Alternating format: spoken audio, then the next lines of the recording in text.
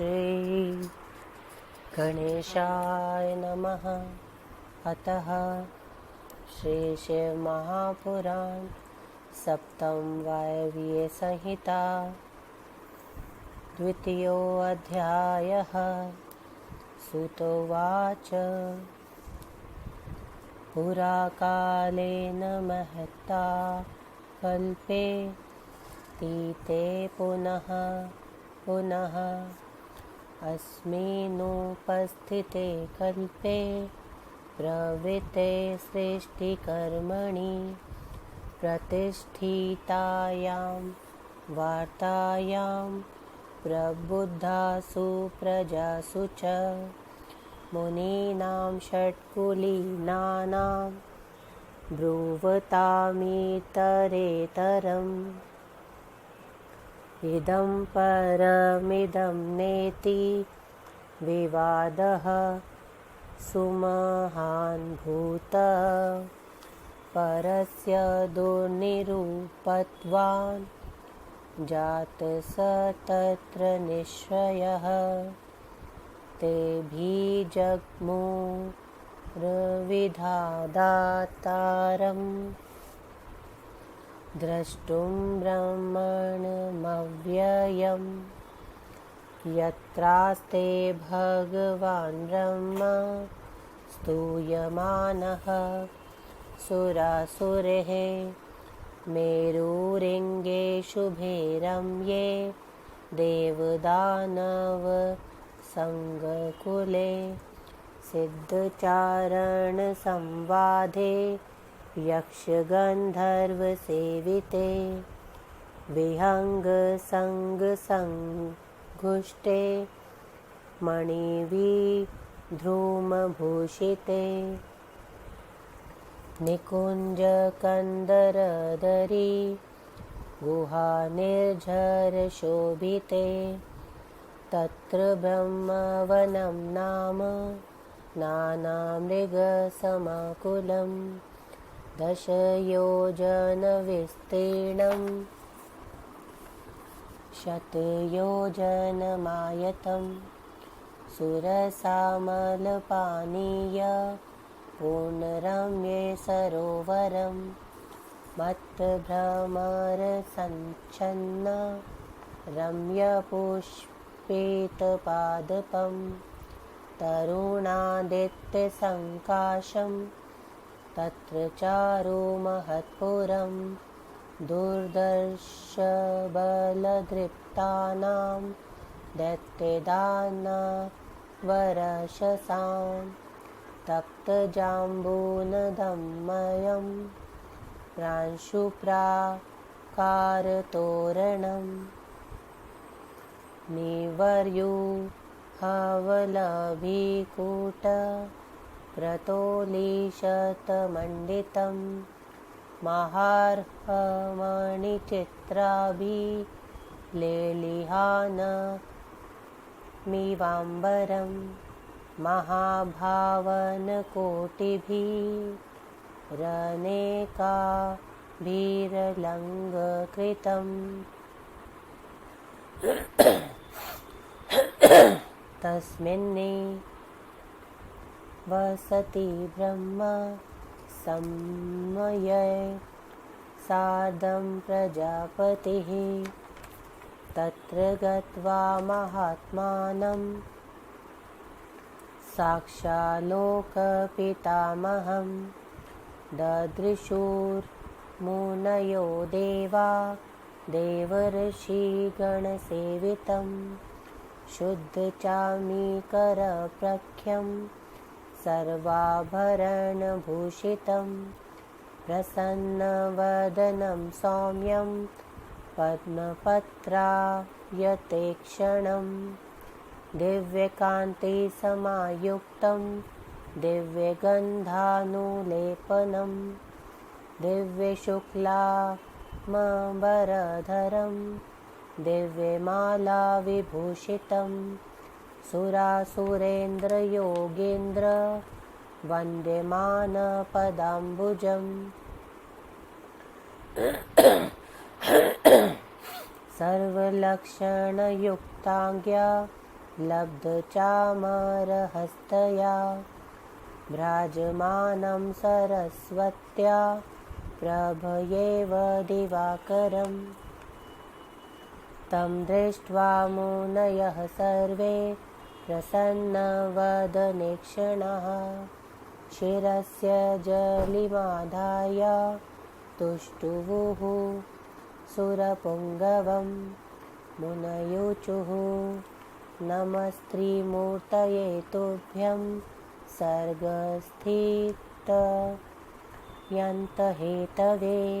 पुरुषाय पुराणाय ब्रह्मणे परमात्मने नमः प्रधानदेहाय प्रधानशोभकारिणे त्रयोविंशति भेदेन विकृताय विकारिणे नमो ब्रह्माण्डदेहाय ब्रह्माण्डोदरवर्तिने तत्र संसिद्ध्यकार्याय संसिद्धकरणाय च नमोऽस्तु सर्वलोकाय सर्वलोकविधायिने सर्वात्मदेहसंयोग वियोगविधिहेतवे त्वयैव निखिलं सृष्टं सन्दृतं पालितं जगत् तथापि मायया नाथ न विघ्नस्त्वां पितामह सूत उवाच एवं ब्रह्मा महाभागे महर्षिभिरभिष्टुतः प्राह गम्भीरया वाचा मुनिन् प्रहादयनिव ब्रह्मोवाच ऋषयो हे महाभागा महासत्त्वा महोजसः किमर्थं संहिता सर्वे यूयमत्र समागतः तमेवं वादिनं देवं ब्रह्मणं ब्रह्मवित्तमः वाग्भिर्विनयग्भाभिः सर्वे प्राजलयो ब्रुवन् मुनयुचु भगवन् न धकारेण महता वयमावृतः किलाविवदमानाश्व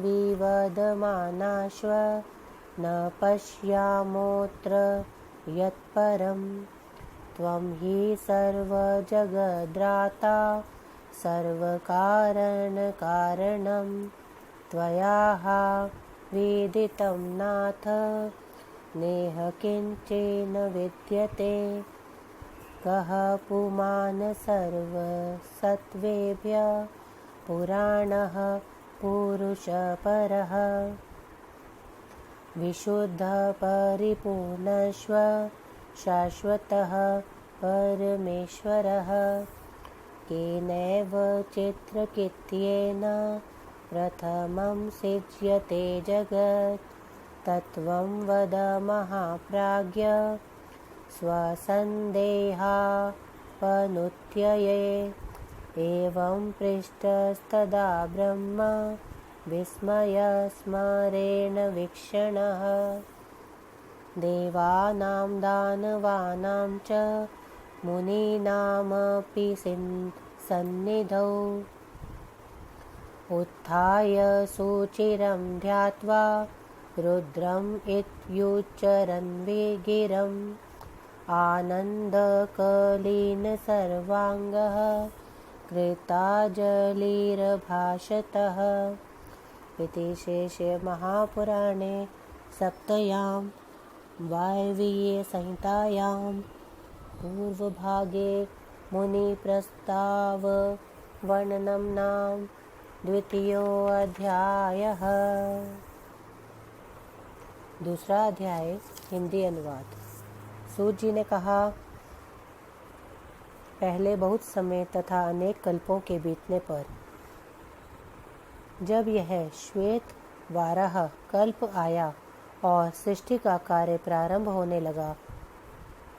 और प्रजा के जानकार हो जाने पर 6 कुलों में उत्पन्न मुनिजन आपस में कहने लगे, यह परब्रह्म है, यह नहीं है।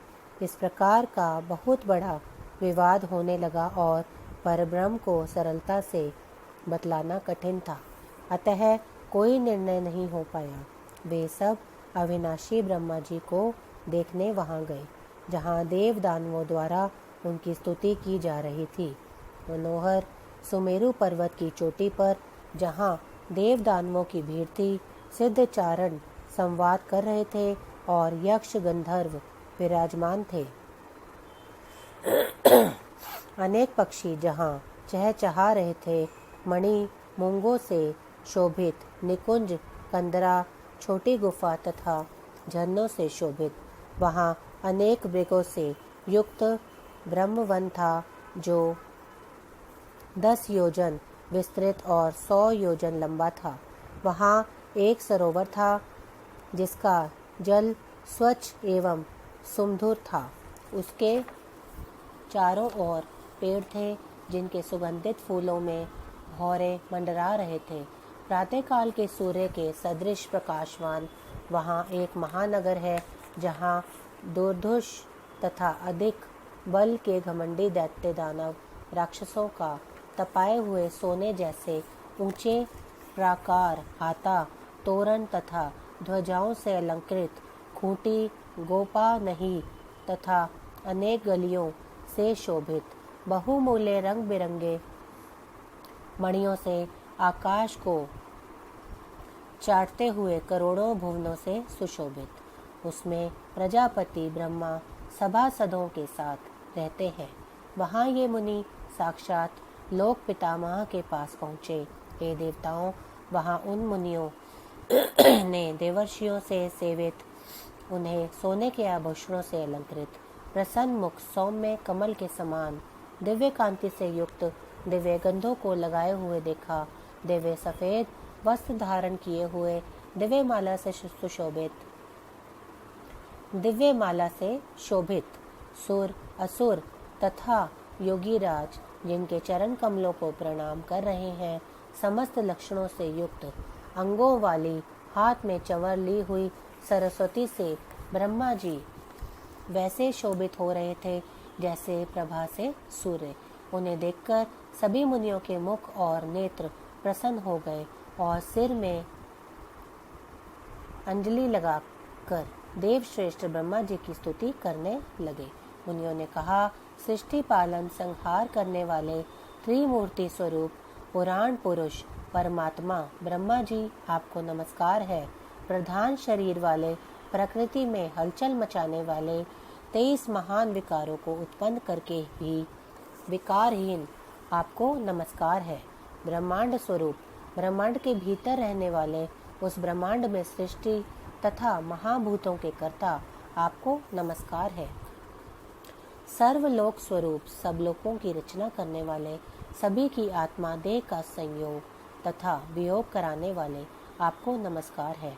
आपने ही इस संपूर्ण जगत की सृष्टि, पालन, विनाश किया, फिर भी माया के कारण, हे पितामह, आपको हम नहीं जानते। सूत जी ने कहा, इस प्रकार मुनियों ने ब्रह्मा जी की स्तुति की। तब ब्रह्मा जी ने गंभीर वाणी से उन्हें प्रसन्न कराते हुए कहा।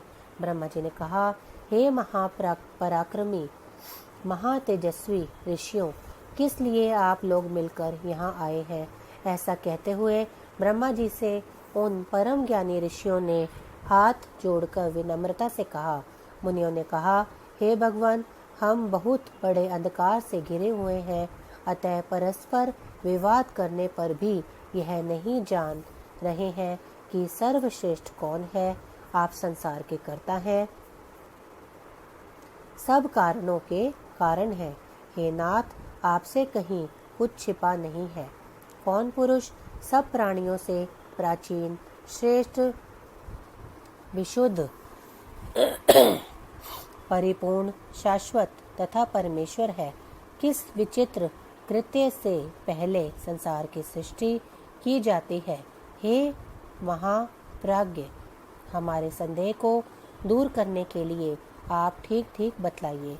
ऐसा पूछने पर ब्रह्मा जी मुस्कुराकर आश्चर्ययुक्त दृष्टि से देव दानव तथा मुनियों के सामने बहुत देर ध्यान कर ब्रह्मा जी ने उठकर हाथ जोड़कर रुद्र इस प्रकार कहते हुए आनंद से उनके सभी अंग गीले हो गए। इस प्रकार परम माहेश्वर पंडित तारादत्त त्रिपाठी के पुत्र डॉक्टर ब्रह्मानंद त्रिपाठी द्वारा रचित शिवाटिका टिप्पणी आदि से संवलित शिव महापुराण में मुनि प्रस्ताव वर्णन नामक दूसरा अध्याय समाप्त। ओम नमः शिवाय। शिव जी सदा सहाय। ओम नमः शिवाय।